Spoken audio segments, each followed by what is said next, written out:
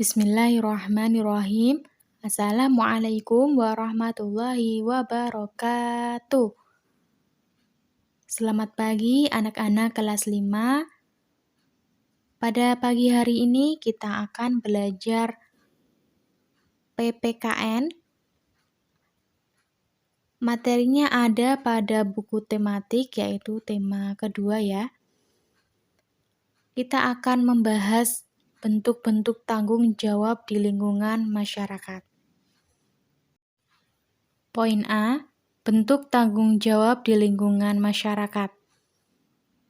Ada 4 macam. Yang pertama, memelihara dan menjaga rasa persatuan dan kesatuan di lingkungan masyarakat.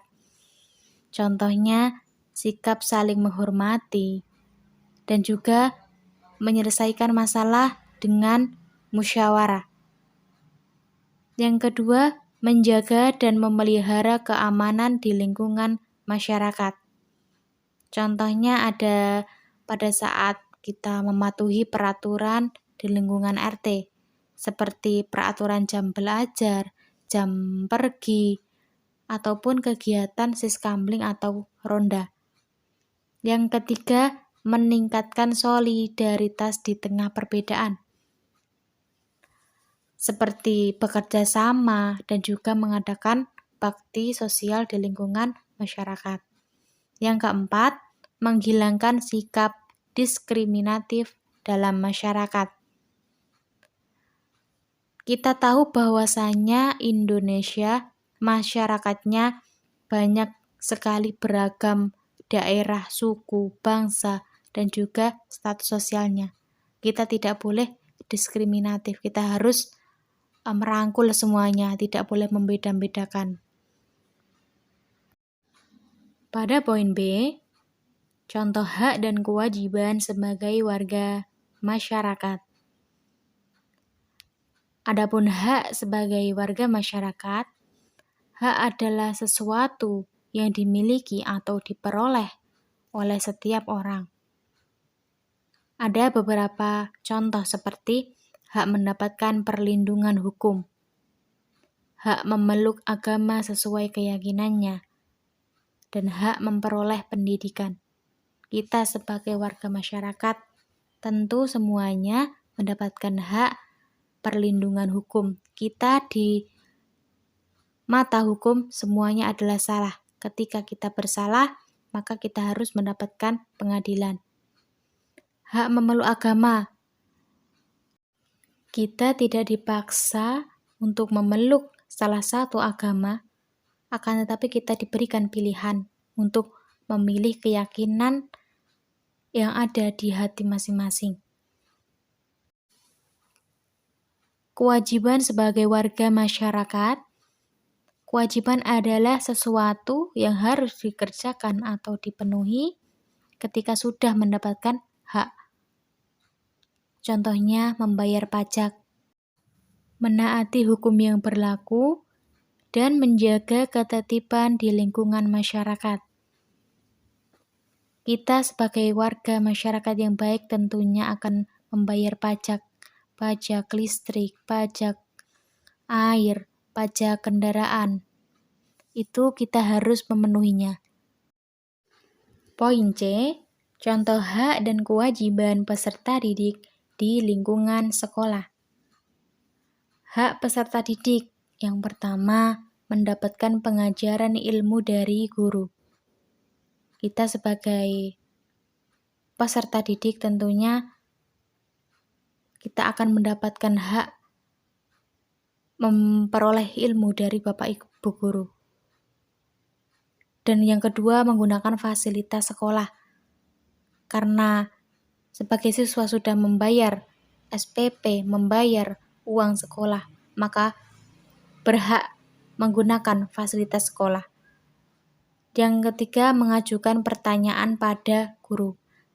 Setiap siswa berhak mengajukan pertanyaan pada guru apabila ada sekiranya pelajaran atau materi yang kurang dipahami. Adapun kewajiban peserta didik antara lain mentaati peraturan di sekolah, menjaga ketenangan saat KBM, mengerjakan ulangan dan tugas dari Bapak Ibu guru, dan juga menghargai dan menghormati seluruh warga sekolah.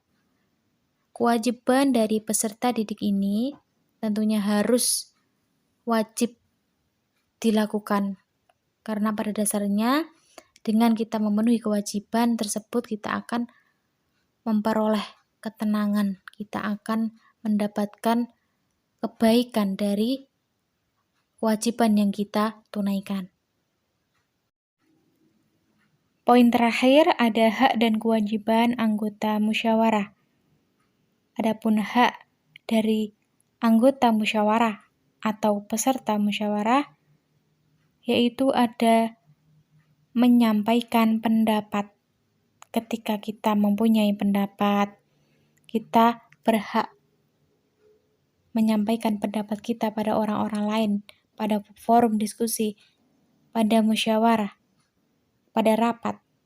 Yang kedua, menyetujui atau menolak pendapat orang lain. Ketika ada pendapat dari orang lain, kita berhak menyetujuinya apabila setuju dan menolaknya dengan lembut apabila pendapat tersebut tidak sesuai dengan keinginan kita. Dan yang terakhir, memberikan kritik dan saran. Kita berhak memberikan kritikan dan juga saran dan juga tanggapan kepada peserta lain pada forum diskusi tersebut. Adapun kewajiban peserta musyawarah, yang pertama menghargai pendapat orang lain. Ketika ada perbedaan pendapat, maka kita harus wajib menghargai pendapat orang lain. Jangan merasa paling benar. Jangan merasa paling benar bahwa pendapat kita lah yang paling wow, pendapat kita lah yang paling keren. Itu tidak benar. Yang ketiga, menaati tata tertib musyawarah. Setiap rapat, setiap musyawarah pasti memiliki tata tertib yang berbeda-beda. Maka kita harus menaati tata tertib tersebut supaya tidak terjadi gaduh, tidak terjadi kekacauan. Dan agar jalannya musyawarah itu berjalan dengan lancar, berjalan dengan baik sebagaimana mestinya, sehingga tercipta suatu keputusan yang adil dan disetujui oleh seluruh anggota atau peserta musyawarah. Cukup sekian pelajaran kita pada pagi hari ini, anak-anak. Kita lanjut pekan depan ya. Tetap semangat belajar di rumah. Jangan lupa belajar dan kerjakan tugas dari Ibu Guru. Wassalamualaikum warahmatullahi wabarakatuh.